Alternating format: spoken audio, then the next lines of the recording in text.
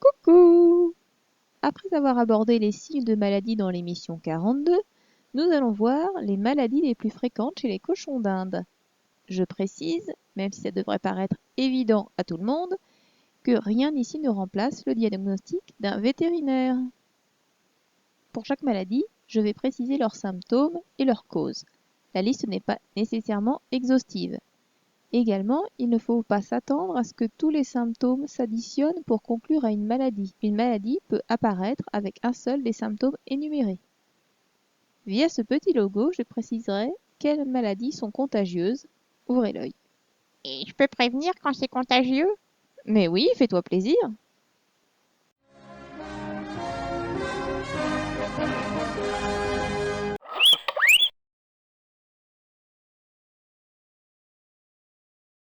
Les maladies oculaires. Les symptômes sont des taches, un voile recouvrant tout ou une partie de l'œil, des rougeurs, un œil exorbité, un œil larmoyant. Ça peut être dû à une bactérie, à une masse derrière l'œil, à des carences ou à la vieillesse. Alerte! C'est potentiellement contagieux si le souci est dû à une bactérie. Les parasites. Symptômes: des démangeaisons, des croûtes ou des plaques, une perte de poils. La cause: mise en contact avec un congénère sans respect de quarantaine, manque d'hygiène, un foin de ferme, stress ou affaiblissement. Alerte! Le cochon d'Inde peut être porteur sain et la maladie se développe en cas de fatigue immunitaire ou de stress.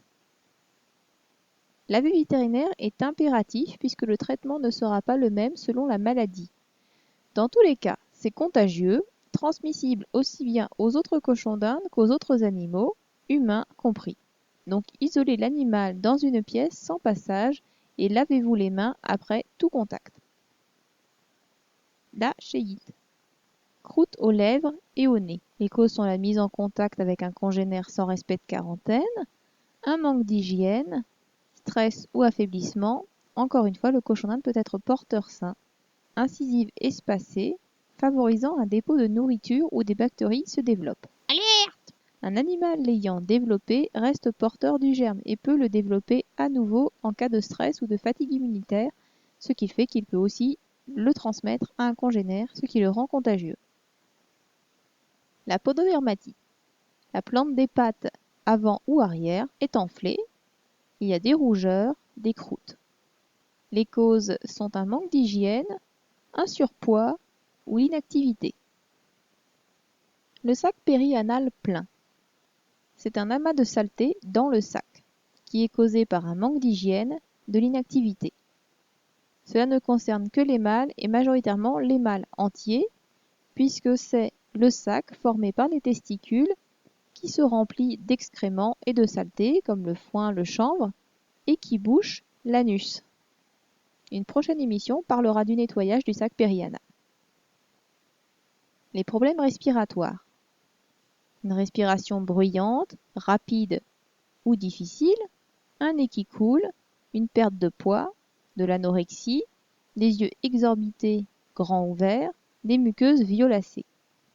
Les causes peuvent être un foin poussiéreux, de l'humidité, une bactérie ou une déficience cardiaque. Les problèmes respiratoires peuvent entraîner une anorexie car si les voies respiratoires sont encombrées, l'animal doit manger en apnée. Il choisit donc de ne plus ou presque plus s'alimenter pour pouvoir encore respirer. Alerte! Potentiellement contagieux si une bactérie est en cause. L'otite. Tête inclinée ou tournée, perte d'équilibre, tourne en rond, tombe sur le côté en se tenant debout ou en courant, du sang ou du pus dans l'oreille. L'otite est causée par un courant d'air ou une bactérie. Il est vraiment très important de foncer chez le vétérinaire si votre cochon d'Inde tient sa tête légèrement en biais. Les séquelles seront quasi nulles s'il est tout de suite pris en charge. Attendre 24 heures peut l'handicaper gravement. Le coup de chaleur. Les symptômes sont de la fièvre, un ralentissement de transit, ce qui veut dire peu de crottes ou des petites crottes, respiration rapide ou bruyante, perte d'équilibre, apathie, paralysie, convulsions, hypothermie. Et tout ça est causé bien sûr par la chaleur, dans le logement ou durant un transport. Donc si les symptômes sont l'apathie, la paralysie, les convulsions, l'hypothermie, il y a quand même grosse urgence, il faut vite aller chez le vétérinaire. Les maladies internes. La malocclusion dentaire. Elle peut se repérer par un animal qui délaisse la nourriture, dure à mastiquer, le foin, les granulés, les légumes durs, n'arrive pas à saisir de la nourriture, il bave, ses dents sont usées asymétriquement, il y a une perte de poids.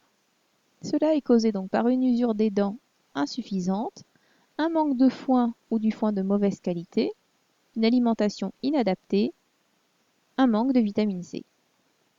La malocclusion dentaire ne va pas uniquement se repérer via l'usure des incisives, il faut aussi contrôler l'usure des molaires qui sont donc au fond et que seul le vétérinaire pourra voir. Le scorbut, qui se caractérise par des dents cassantes ou un déchaussement des dents, une cécité de la cataracte, une paralysie des membres, de la perte de poids, une malocclusion dentaire. Et bien sûr, l'origine, c'est la carence en vitamine C. Le scorbut est la maladie qui résulte de la carence en vitamine C. Les symptômes apparaissent alors que la carence est bien installée. Autrement dit que l'animal manque d'apport en vitamine C depuis des mois ou que sa mère elle-même était carencée pendant la grossesse et ou l'allaitement. Les grosseurs et les masses. Il s'agit d'une boule ou d'une grosseur sous la peau, douloureuse ou indolore. Le transit peut être perturbé, il peut y avoir une diarrhée et elle peut causer l'apathie, l'anorexie. Si la boule est grosse, elle peut compresser d'autres organes et empêcher l'organisme de fonctionner correctement, ce qui devient très dangereux. Les causes peuvent être une blessure externe ou interne. Externe parce qu'il s'agit par exemple d'une bagarre, ou interne s'il a avalé une épine. Ça peut être aussi des kystes dus à un dérèglement hormonal ou une tumeur. Les grosseurs et boules peuvent être des tumeurs, des kystes, des abcès. Seul un prélèvement et éventuellement une biopsie permettra d'en déterminer la nature. Elles ne sont pas forcément visibles de l'extérieur, elles peuvent être palpables, c'est pourquoi l'examen hebdomadaire est important, mais quand elles se situent plus profondément dans l'abdomen, seul un vétérinaire sera à même de les détecter. Les dérèglements hormonaux peuvent se caractériser par des kystes, une perte de poils symétrique sur des zones bien précises, comme les flancs, des croûtes aux mamelles, le poil est très gras ou très sec, abondance de cérumen dans les oreilles, et il a tendance à draguer ses congénères, à pas mal les coller. Chez les femelles, par exemple, elles peuvent le faire quand elles sont en chaleur. Chez un cochonnat qui a un dérèglement hormonal, il a tendance à tout le temps le faire. Et la cause, bien sûr, le dérèglement hormonal, donc les hormones font n'importe quoi. Cela touchera majoritairement les animaux non stérilisés. Cependant, une fois que le dérèglement est en place, il n'est pas dit que la stérilisation règle entièrement le souci. Les problèmes urinaires. Il peut y avoir du sable dans les urines, des urines foncées ou rouges, qui donc montrent la présence de sang, ou une douleur à la miction. Ils peuvent être causés par l'hydratation insuffisante. Assurez-vous que votre cochon d'Inde boit normalement, qu'il y a un excès de calcium dans sa nourriture. Il peut y avoir un calcul rénal, une infection urinaire, une masse ou un manque d'exercice. Les problèmes hépatiques. Muqueuse jaunie, crotte plus claire, transit perturbé, une diarrhée. Votre cochon d'Inde a tendance à favoriser les aliments pauvres, le foin, la verdure. Il délaisse les aliments riches, les granulés, les fruits. Peut être causé par une alimentation trop riche, un cancer. Pour finir, le bidon. Une section rien que pour ça parce que leur transit est source de bien des soucis. La diarrhée. Donc des crottes très molles ou liquides, qui peuvent être dues à un changement soudain d'alimentation, trop de verdure, une alimentation inadaptée, des courants d'air, un cancer. Il est important de bien hydrater votre animal s'il a une diarrhée puisqu'elle le déshydrate. Vous pouvez le faire boire directement à la pipette. L'occlusion intestinale, l'arrêt de transit. Anorexie, apathie, prostration, crotte inhabituelle, en chapelet, petite, peu nombreuse, une perte de poids. Causée par une alimentation inadaptée, foin contaminé, légumes favorisant les ballonnements, une nourriture trop riche. Un changement d'alimentation sans transition ou l'anorexie. Vous voyez que c'est un cercle vicieux. Parce qu'il ne mange pas, il fait un arrêt de transit, et comme il a mal à son petit bidon, il ne mange pas. C'est pourquoi je ne cesserai de le répéter, dès que votre animal mange moins, gavez-le. Ayez toujours chez vous une pipette de gavage et du Critical Care. Et suivre tous les conseils de l'émission consacrée au gavage. Les ballonnements, le tympanisme. Donc les mêmes symptômes que cités précédemment pour l'occlusion intestinale, plus un ventre gonflé, dilaté, un ventre douloureux, une respiration rapide. Les origines sont les mêmes que celles de l'occlusion intestinale, plus un manque d'hydratation, la chaleur, l'aération insuffisante. Le tympanisme est vraiment une grosse urgence. Ne perdez pas de temps sur Internet à demander ce que vous pouvez faire. Foncez aux urgences vétérinaires. Non seulement votre cochon d'Inde a très mal, mais il peut mourir en quelques heures. De votre côté, d'ici l'arrivée chez le véto, c'est de combattre les gaz qui se développent dans son ventre qui est important. Et pour cela, donnez-lui du charbon actif, voire l'émission sur les indispensables.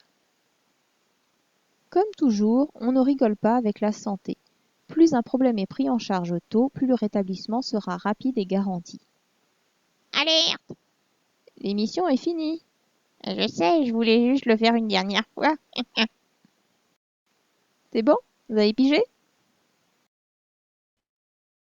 Je vous présente Maestro et Bigorneau, père et fils, nés en septembre et décembre 2017.